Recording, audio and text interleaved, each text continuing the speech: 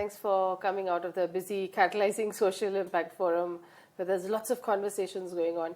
I was particularly, pleased to hear you up on stage, really asking the younger generation to get into the social impact space and really contribute. And I think we are seeing now more millennials, or I don't know what the new term is, being more socially conscious. And as a socially conscious entrepreneur at the young age of 28, I really want to understand how you got into this space.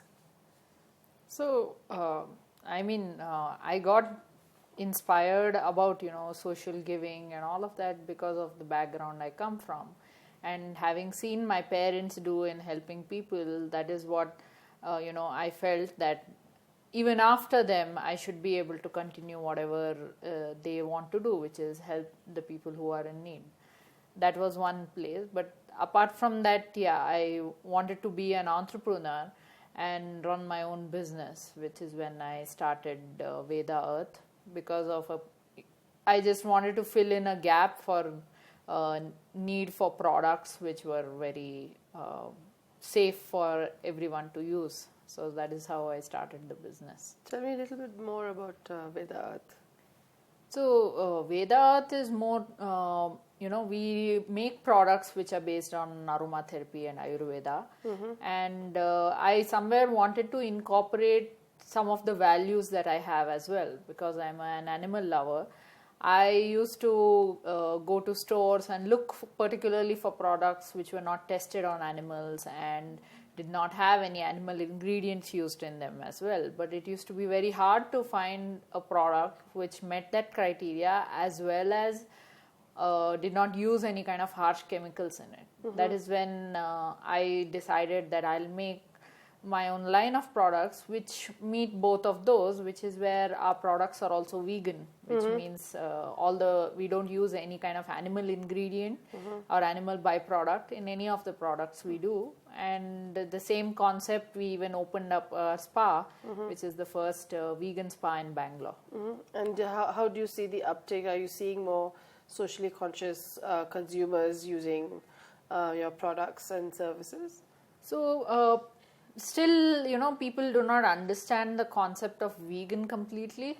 They think vegan, organic, natural all fall under the same category. So they do not understand the difference between all of them. But yes, they feel like, by taking services which meet those values, they are somewhere contributing towards something good rather than going to any other place.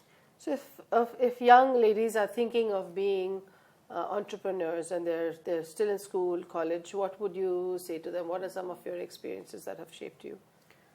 So it's kind of scary being an entrepreneur, because no one wants to start something and feel like they failed at it, or they may have to stop doing whatever they want to do. It is about going forward regardless of what happens. And yes, to reach a point, and if you compare your success level to some of the big companies out there, it can put you down very badly. Mm-hmm. You should look for smaller successes, like saying that you are providing employment for people who are needed. You are helping even that one person make a better choice by choosing your product. Those are the kind of successes you need to look at until you achieve the kind of corporate success that everyone talks about. Absolutely.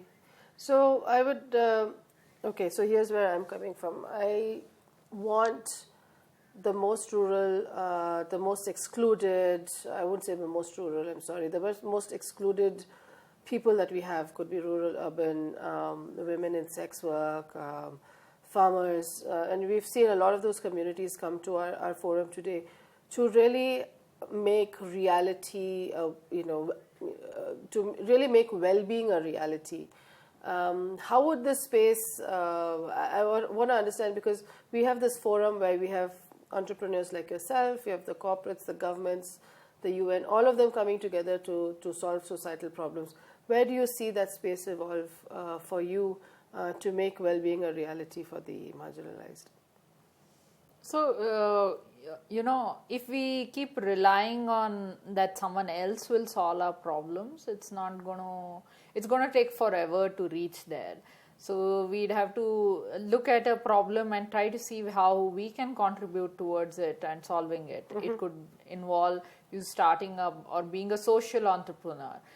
We're not saying that in the social sector you just have to always rely on donations or anything like that. When you're an entrepreneur, you are trying to make it scalable by saying I can be self-sustaining. It is more than just charity, it is a business, and it is a scalable business that can be achieved, and that's the long-term goal.